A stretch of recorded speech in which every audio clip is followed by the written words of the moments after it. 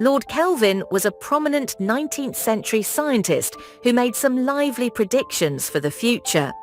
One of these was that the world's supply of oxygen would be used up in about 300 years. Read the extract published in 1900 by Herbert C. Fyfe as he considers the views of Professor Rees and Lord Kelvin, describing how the world might end.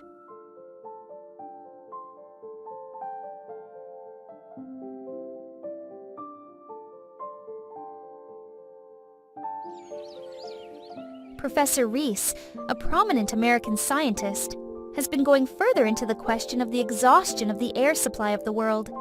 He gives definite warning of the coming failure of the air. Prominent, prominent, prominent, prominent. Free is at the air we breathe. He writes will in the distant future become an out-of-date, misleading expression. Air will no longer be free, for it will be manufactured and solid like any other necessary. Those who will not work for their daily air supply, and who cannot afford to buy it, will perish, for nature will have exhausted her supply. Perish, perish, perish.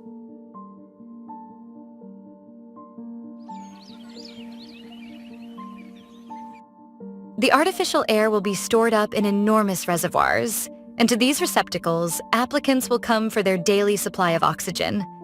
This will then be carried home and doled out to the family as part of the day's means to support life. The manufactured oxygen will be breathed in as a diver inhales the air supplied him when he sinks beneath the waves, and doled out to the family, and doled out to the family, and doled out to the family.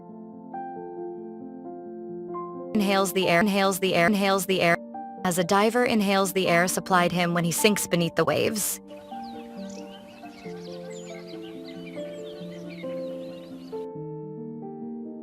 Died from air starvation will be a common verdict in the coroner's courts of the future, for no money, no air will be the rule of life. The wealthy will gain a reputation for charity by free gifts of air to the aged poor at Christmas time. Men and women will no longer be able to look at each other with eyes of love, for everyone will be clothed in a great air helmet, like a diver of today.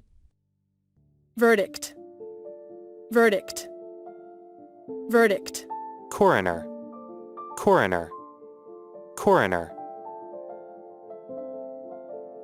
Will be a common verdict in the coroner's courts of the future.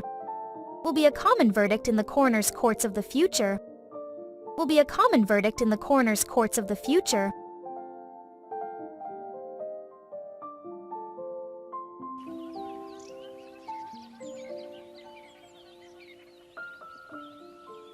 There is, however, a silver lining of hope fringing these gloomy clouds of speculation. Lord Kelvin himself is not wholly a prophet of evil, neither are his views of an entirely pessimistic nature. He looks to the agriculturalist to improve his methods, so that plant life on the globe may be able to absorb the surplus carbonic acid gas and to release sufficient oxygen to cope with the growing consumption of fuel. Lining, lining, lining. Fringing, fringing. Fringe, fringe.